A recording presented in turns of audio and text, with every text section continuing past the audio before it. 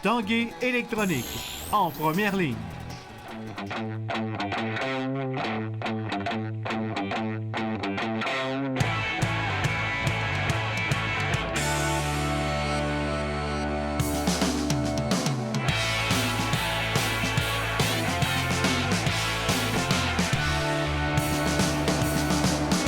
Salut, ici Jonathan Fournier et bienvenue à l'Esprit sportif. Aujourd'hui à l'émission, entre autres, une jeune pugiliste originaire de Lévis qui s'entraîne en ce moment avec en vue un objectif, les Jeux olympiques de Rio. Jean-Michel Boucle l'a rencontré, le reportage un peu plus tard dans l'émission.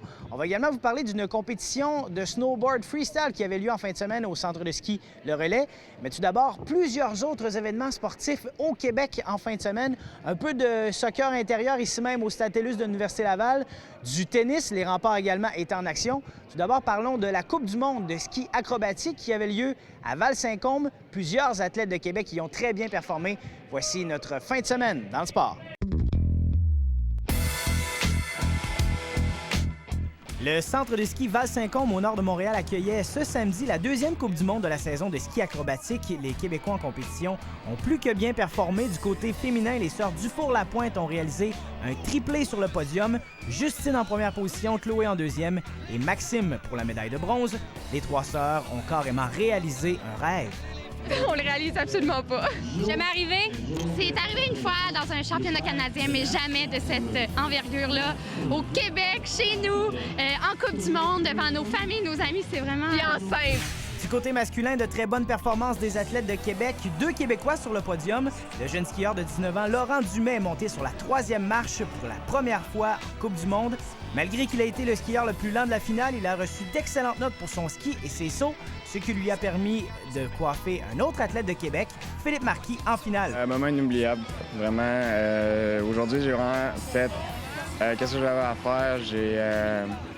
J'ai fait les meilleures descentes, probablement à vie, en carrière. C'est comme, dans ma tête, c'est une 4e, c'est tout le temps crève-cœur, mais en même temps, c'est du travail en progression. Puis l'objectif, c'est justement de tirer de plus en plus ma zone de confort pour être capable d'exécuter des descentes à l'emporte-pièce qui vont devenir faciles. Marquis revient donc à la maison avec une 4e place. Le Québécois Michael Kingsbury, pour sa part, reste fidèle à ses habitudes et atteint la plus haute marche du podium pour une médaille d'or.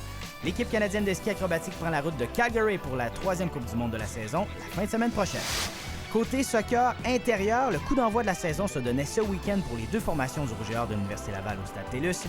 L'équipe féminine a réussi sa rentrée, s'imposant 4-0 sur les Patriotes de l'Université du Québec à Trois-Rivières.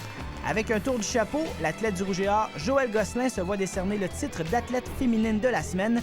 L'étudiante en anthropologie, produit du cégep FX Garneau, fait partie des joueuses qui ont remporté le championnat canadien en 2014 et la médaille de bronze en 2015. Du côté masculin, s'est réalisé un scénario très semblable. Le Rouge et Or l'emporte 3-0 contre les Patriotes. Un tour du chapeau aussi chez les hommes. 3 buts pour l'attaquant Marc-Olivier Couot. L'entraîneur Samir Grib avait le sentiment que son équipe était arrivée prête pour ce premier duel de la campagne hivernale. Le constat, il avait raison.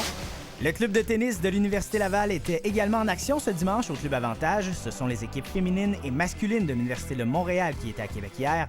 L'équipe féminine des Carabins, favorite pour le championnat provincial, a dominé l'Université Laval dans une victoire de 7-0.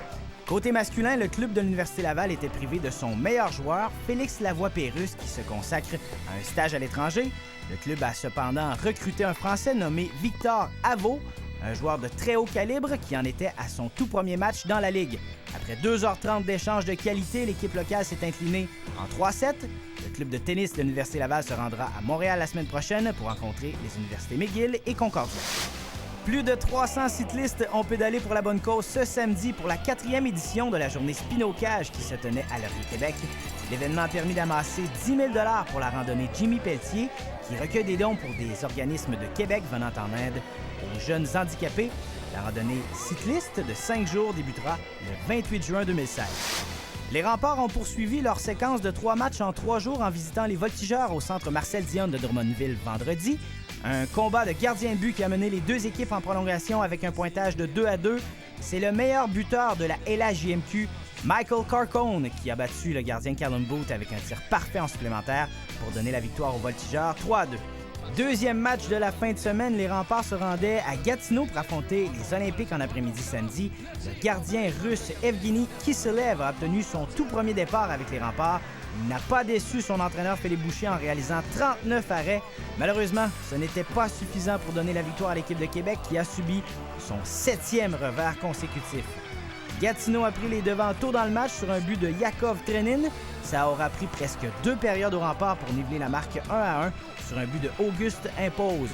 Quelques instants plus tard, c'est Trenin qui est revenu à la charge en faisant dévier le tir de Nicolas Meloche en avantage numérique. Gabriel Paquin-Boudreau a complété le pointage avec un peu plus d'1 minute à jouer. Marque finale 3-1 Gatineau. Prochain match des Remparts, vendredi soir contre Sherbrooke au Centre Vidéotron. Les Remparts de Québec traversent une période un peu plus difficile. Rencontre avec l'entraîneur-chef et directeur gérant Philippe Boucher dans l'émission de demain. Pour tout de suite, parlons de snowboard. En fin de semaine, au centre de ski Le Relais, avait lieu une compétition de snowboard freestyle. La tournée Vans Ice Tender, l'équipe de l'Esprit sportif, était sur place.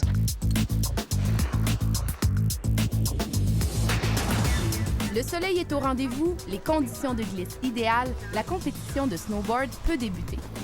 Un big air, des rampes et l'occasion d'être récompensé pour son style et sa créativité. La station de ski Le Relais est l'unique arrêt au Québec. Oui, en fait, c'est une tournée internationale, le Vans Ice Standard. Il y a 4 arrêts aux États-Unis, un en Chine, un en Corée, un en Europe et puis les 4 autres ici au Canada. En fait, compétition, moi aussi, plus événement social, snowboard, promotion du freestyle. Vraiment, vraiment simple comme concept. On invite tous les niveaux de participants à venir s'inscrire. Tout le monde appelle sa manœuvre. On cherche le style et le contrôle. Puis à chaque fois que tu réussis ta manœuvre, eh bien, on va te donner 5 $. Une compétition pas trop stressante selon les jeunes participants. C'est pour le fun, donc on n'a pas vraiment besoin de se préparer. Est-ce que tu considères que tu as peur de rien? Non, j'ai peur quand je suis dans les airs. La popularité d'événements du genre et l'achalandage motive la station de ski Le Relais à faire des investissements majeurs de 5 millions $. Pour l'année prochaine, 2016-2017, on fait l'acquisition d'une nouvelle remontée débrayable 6 places qui va être unique au Québec dans le sens qu'on va avoir un tapis également d'embarquement, de positionnement qui va encore faciliter les gens pour aller plus confortable à embarquer, plus facile. Et on va monter en dedans de 3 minutes et demie au sommet. Marianne Diaye, TVA Nouvelles, Québec. Après la pause à l'Esprit sportif, de la boxe féminine.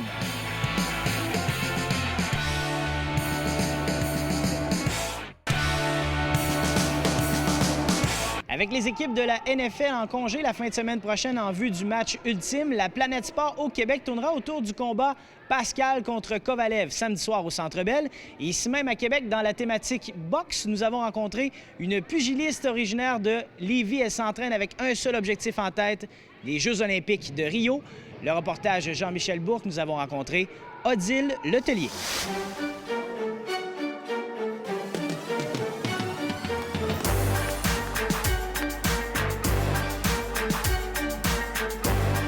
Odile, tu vas participer aux championnats provinciaux en fin de semaine à Jonquière, combat de boxe qui t'attendent et ça, c'est dans le but ultime après ça de peut-être participer aux Jeux olympiques. Oui, tout à fait. Je m'en vais en fin de semaine. Je me suis préparée. J'ai vraiment une bonne préparation. Je suis prête à aller chercher une autre victoire. En fait, je défends mon titre, mais c'est plus que je veux aller en chercher un autre.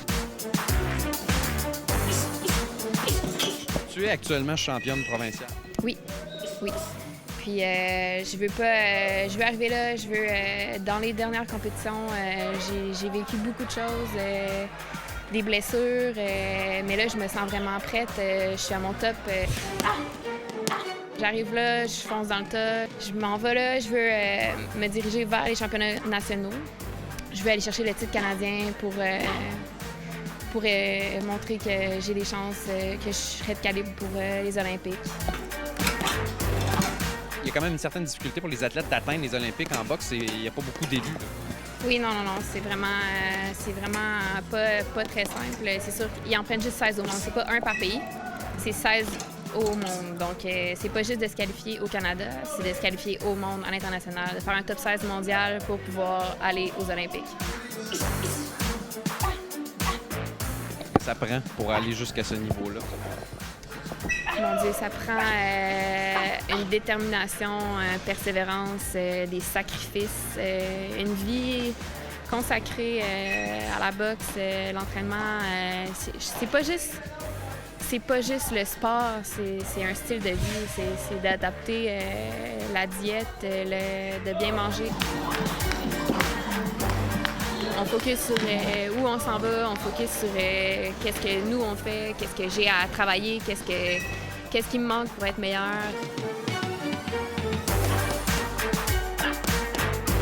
Je regarde des vidéos toujours des filles, des meilleures au monde. Je regarde qu'est-ce qu'ils font, qu'est-ce qui les différencie. Je m'entraîne 20 à 25 heures par semaine. Donc, c'est sûr que de travailler, j'allais à l'école aussi. C'est difficile de mettre... mais on dirait qu'on développe des trucs, puis c'est sûr qu'avoir des commanditaires, plus on en a, plus on peut focusser sur notre sport. Comment vous pourriez décrire Odile comme style de boxe? C'est une carrière, Odile. C'est une fille qui est assidue, puis pas peureuse, puis elle est bonne défensive. Elle a peur de personne. Quand j'arrive à l'international, je rencontre des filles qui ont 200, 250 combats. Moi, j'en ai 50. Alors, c'est sûr que je me mesure à des grosses pointures, mais je réussis quand même à performer. Ça va bien.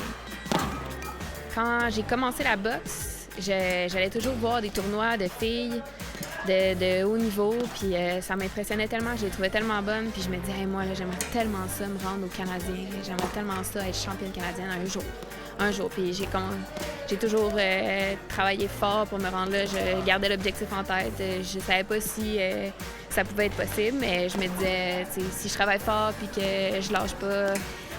Puis plus ça allait, plus je voyais, j'ai gagné les championnats provinciaux, les étapes arrivaient, j'ai fait l'équipe Canada. C'est sûr que je vois l'objectif des Olympiques pas si loin. C'est sûr que c'est une grosse marche, mais j'y crois. Je suis rendue là, puis je pense que je peux me permettre d'y rêver, puis j'y crois.